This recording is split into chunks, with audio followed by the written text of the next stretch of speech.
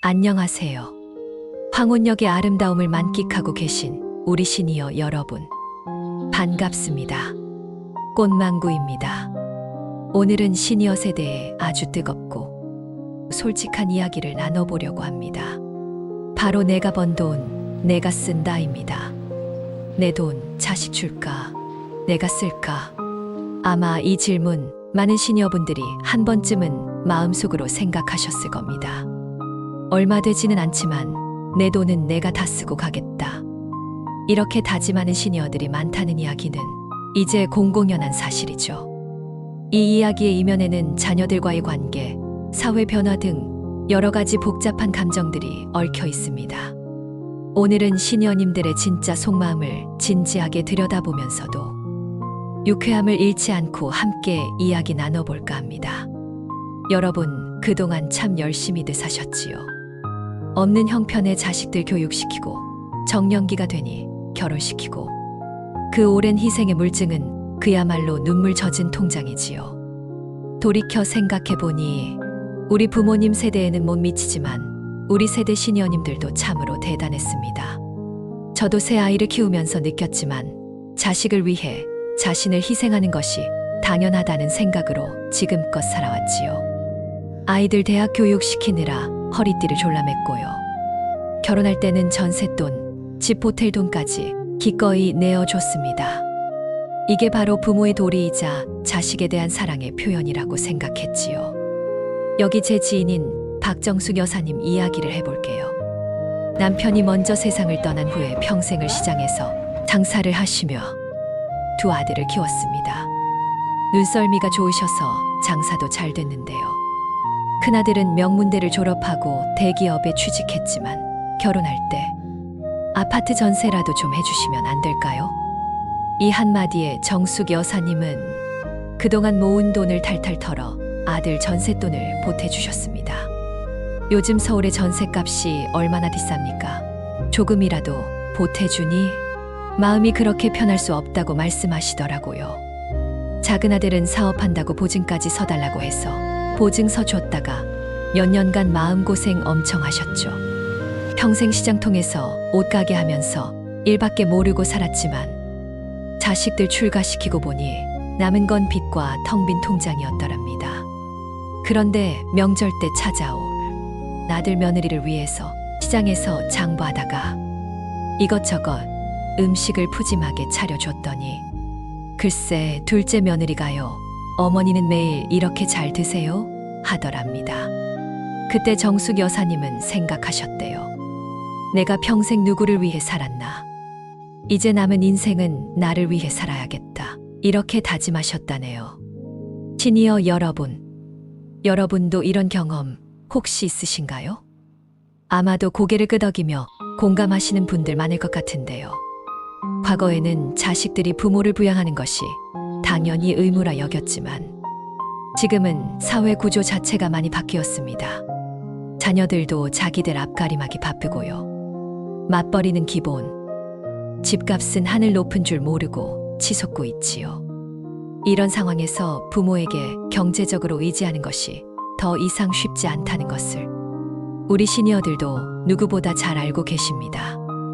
내 코가 석자인데 자식들의 마음도 이해가 되시지요. 더불어 우리 시니어 세대도 이제 더 이상 뒷방 늙은이가 아닙니다.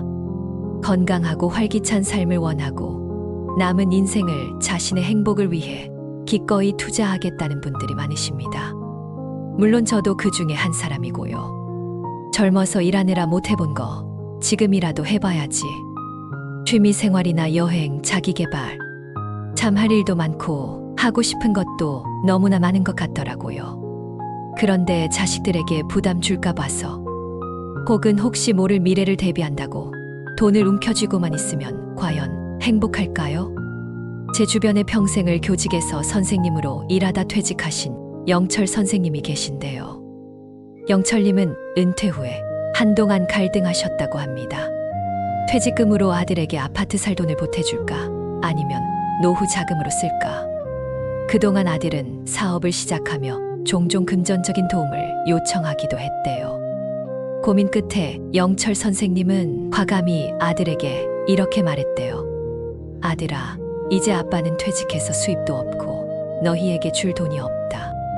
아빠 퇴직금은 아빠와 엄마가 너희들 키우느라 그동안 못 해본 것들도 하고 너희에게 손 벌리지 않고 살고 싶다고 말씀하셨다는데요.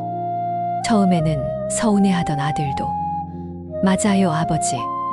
이제는 아버지 인생 사셔야죠 하면서 응원해줬다고 합니다.